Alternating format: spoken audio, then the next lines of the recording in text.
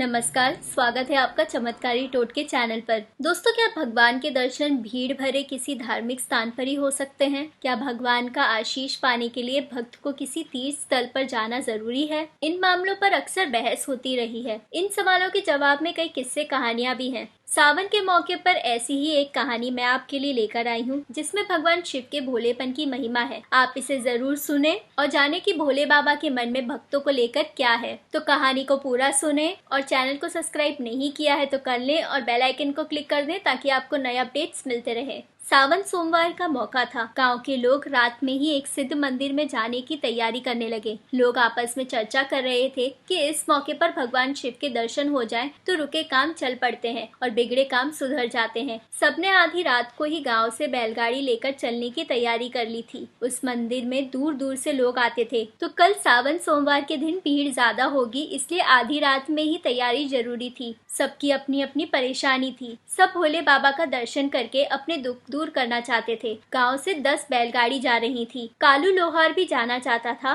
लेकिन किसी बैलगाड़ी पर उसे जगह नहीं मिली। लेकिन उसने ठान लिया था कि कुछ भी हो जाए भगवान शिव के दर्शन तो करके ही मानेगा। हालांकि उसकी कोई मन्नत नहीं थी, लेकिन वह भगवान के दर्शन से अपना जन्म सफल करना चाहता था, सो पैदल ही चल पड़ा।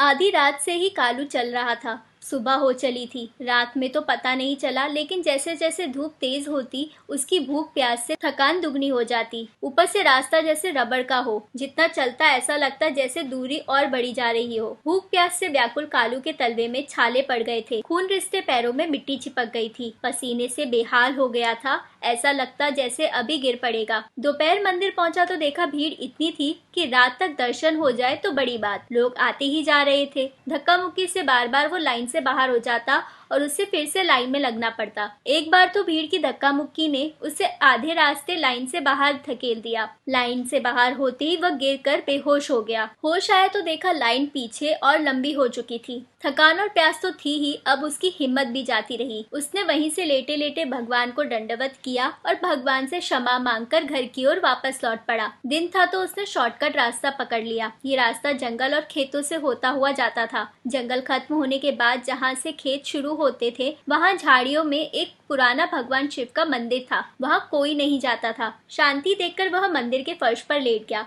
थकान और प्यास से उसे तुरंत नींद आ गई। थोड़ी देर बाद ही उसका नाम लेकर कोई उसे पुकारने लगा। उठा तो देखा भगवान स्वयं उसे पुकार रहे थे। उठते ही वह भगवान के चरणों में दंडवत हो गया। उसने पूछा, भगवान आप यहाँ? भगवान ने मुस्कुराते हुए कहा, हाँ मैं तो यही हूँ, तुम यहाँ कैसे? उसने एक ही सांस में सारा किस्सा कह सुनाया। बोला, आपके दर्शन नहीं हो पाए इसलिए निराश थका मंदा यहाँ शांति देखकर लेट गया, लेकिन आप यहाँ तो भक्त वहाँ किसके दर्शन कर रहे हैं? भगवान बोले, अरे छोड़ो उनको, इतनी भीड़ में भला कौन रह सकता है? न सांस ले सकता हूँ न ध्यान लगा पाता हूँ। तुम तो जानते ही हो मैं ठहरा योगी। यहाँ बड़ी शांति है इसलिए यहीं रहता हूँ, ध्यान में मग्न। वहाँ लोग मेरी भक्ति नहीं मुझसे सौदा करने आते हैं। कोई कहता है ये कर दो, कोई कहता है वो कर दो। अरे मैं कैसे कर दूं? यदि सब कुछ मुझे ही करना होता तो तुम्हें कर्म करने का अधिकार क्यों देता? तुम कर्म करो, फल मैं दूंगा, लेकिन सब मुझे ही कर्म करने को बोलते हैं। लोग मुझे ऑर्डर देने लगे हैं, लेकिन फर्क बस इतना है कि वो ऑर्डर रिक्वेस्ट मोड में होता है।